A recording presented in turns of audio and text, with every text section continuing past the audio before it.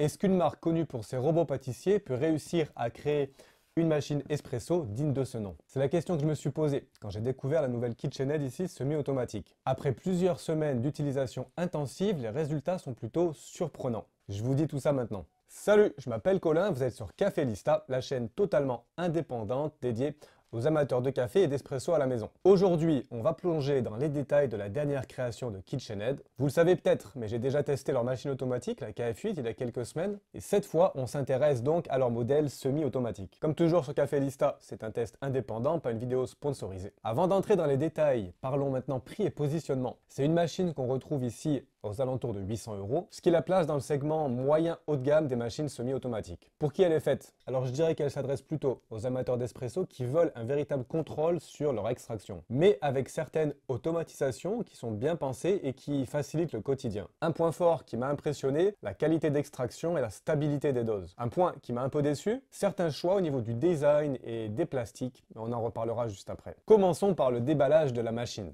Dès l'ouverture du carton, alors on sent que KitchenAid n'a pas fait les choses à moitié, tout y est. Le pichet à lait, le tamper, plusieurs paniers. C'est un genre de package complet, c'est toujours appréciable parce que là on peut commencer à faire un café directement sans avoir à courir à acheter des accessoires. Une première impression dans l'unboxing qui est plutôt positive. Alors la machine impose par sa présence et par son poids. Le corps principal est en acier inoxydable, tout comme le plateau égouttoir, ce qui nous donne une sensation ici de solidité et de qualité. Quand on la pose sur le plan de travail, on sent qu'elle ne bougera pas d'un pouce. Maintenant, parlons de quelques points qui auraient pu être améliorés, je trouve. Le dessus de la machine, censé servir de chauffe-tasse, est en plastique. Pas un problème en soi, mais ça semble ici un petit peu léger. De même pour le réceptacle sous le moulin qui va accueillir le porte-filtre, et là aussi en plastique, et il donne une impression de fragilité qui détonne un peu avec le reste de la construction de la machine. C'est un peu dommage, ça casse un peu cette impression premium qu'on a au premier regard. Par contre, le réservoir à eau, lui, est impressionnant avec 2,5 litres de capacité. En pratique, ça veut dire moins de remplissage et un petit peu plus de confort au quotidien si vous l'utilisez souvent. Parlons maintenant du porte-filtre. C'est un élément crucial pour tous les amateurs d'espresso. Alors bonne nouvelle, ici pour commencer, il est en 58 mm. C'est le standard professionnel. Il pèse quasiment 600 grammes, alors un poids qui aspire un peu confiance. Mais il a quelque chose de particulier. Son fond en fait est complètement plat, ce qui est très pratique pour pouvoir le poser sur une table, n'importe quelle surface, et pour utiliser le tamper. On a deux sorties café sur le porte-filtre qui sont là aussi bien pensées, mais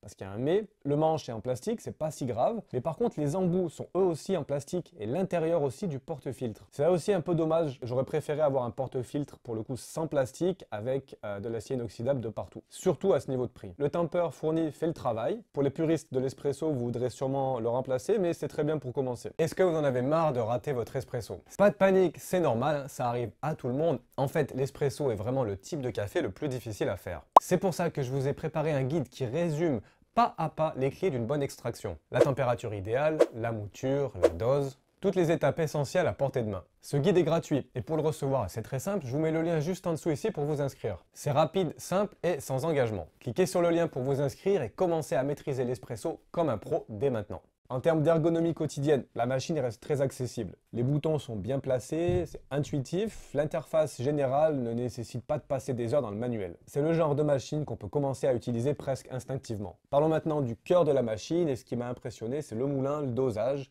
et la qualité d'extraction du café. KitchenAid a opté ici, c'est classique, pour un moulin conique en acier avec 15 réglages principaux à l'extérieur qui sont facilement accessibles sur le devant de la machine. Je trouve ça pratique, pas besoin de se positionner sur le côté pour ajuster la mouture, mais c'est pas tout, on a aussi à l'intérieur une possibilité d'avoir 8 réglages supplémentaires. Alors c'est important, ça veut dire qu'on va pouvoir aller affiner la mouture si l'extraction n'est pas parfaite et si on a besoin d'avoir quelque chose d'un peu plus fin. On n'est pas évidemment sur la qualité d'un moulin séparé sans cran, mais pour une semi-automatique c'est très bien. Autre petit détail très sympa, la trémie à café elle est facilement amovible. Donc pratique pour accéder au moulin et si vous êtes comme moi et que vous aimez changer de café assez régulièrement, c'est un vrai plus au quotidien. Pas besoin de vider les grains à la petite cuillère. KitchenAid a aussi pensé à l'éclairage. Une petite lumière sous le porte-filtre vous permet de bien voir la mouture quand le moulin est en fonctionnement et une autre sous la sortie café illumine aussi pendant l'extraction. Deux petits détails mais qui sont sympas à l'utilisation, surtout si vous préparez du café le matin tôt sans avoir beaucoup de lumière. Côté accessoires, alors comme je vous l'avais dit, la machine est bien équipée. Elle a dès le début 4 paniers, 2 pressurisés et 2 non pressurisés. Et vous l'aurez compris, une tasse, 2 tasses et le même pour les paniers non pressurisés. C'est pratique pour évoluer progressivement. Vous pouvez commencer avec les filtres pressurisés, le temps de maîtriser un peu la technique, et puis de passer sur les filtres non pressurisés utiliser ce que j'utilise avec le double pour avoir ici bien sûr plus de contrôle et un véritable espresso. Petit plus, on a un rangement qui est dédié derrière le plateau égouttoir. Par contre, ce plateau, lui, est un peu petit et il va falloir le vider vraiment souvent. Si on continue notre exploration, pour ceux qui aiment les boissons lactées, on a donc ici une buse vapeur classique. Elle n'est pas automatisée et elle demandera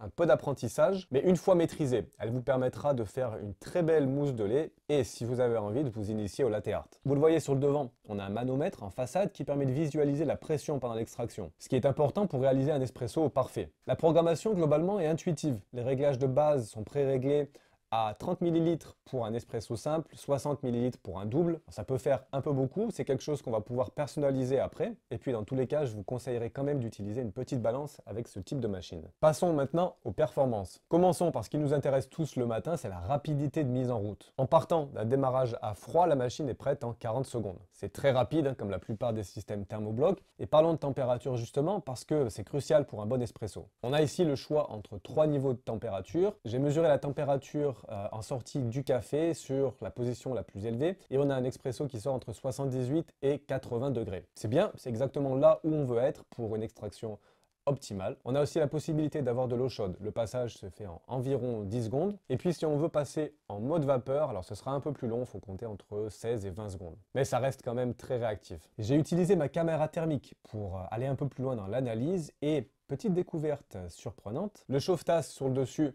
monte aux alentours de 40 degrés. C'est pas énorme mais c'est normal pour un système thermobloc. Par contre, comme vous pouvez le voir, j'ai repéré un point assez chaud, entre 50 et 51 degrés près du réservoir à grains. C'est un peu beaucoup à côté des grains, mais c'est un défi classique des machines semi-automatiques où le système de chauffe est proche du bac à grains. Alors ici mon conseil, évitez de trop remplir la trémie pour préserver la qualité de vos grains. Maintenant parlons bruit, et là j'ai été agréablement surpris.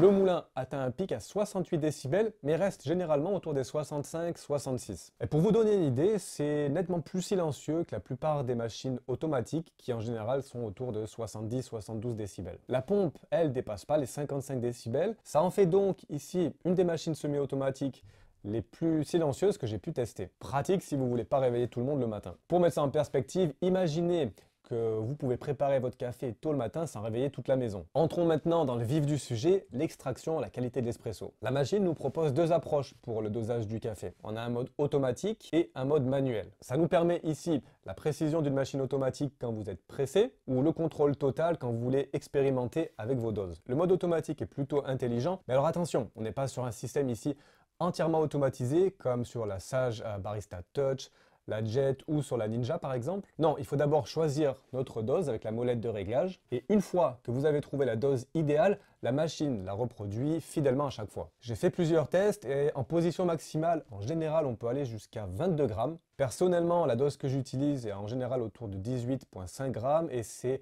un quart de tour en dessous du maximum. Alors à vérifier bien sûr selon chaque café. Petit conseil pratique, investissez dans un entonnoir doseur. Pourquoi? Parce que sans lui, si vous dosez entre 18 et 19 grammes de café, en général ça risque d'en mettre partout. Là c'est dommage, je trouve que ça devrait venir ici avec la machine. C'est probablement un des seuls points négatifs dans le processus de dosage. Pour les amateurs de contrôle total, simple, on a un mode manuel, gardez simplement le doigt appuyé et le moulin lui va continuer à tourner jusqu'à ce que vous le relâchiez. Donc pratique pour expérimenter avec différentes doses ou si vous voulez aussi utiliser le moulin pour vous préparer d'autres types de café. Alors j'ai testé la machine avec plusieurs torréfactions, des légères, un peu plus foncées et elle s'en sort plutôt bien. Le moulin fait un bon travail pour respecter les subtilités de chaque café. Alors ce qui est intéressant ici, c'est qu'une fois qu'on a trouvé les bons paramètres, mais pour ça il va falloir quand même un peu travailler, on va pouvoir compter sur la machine pour reproduire fidèlement le même expresso jour après jour. Et c'est très appréciable le matin quand vous êtes pressé par exemple.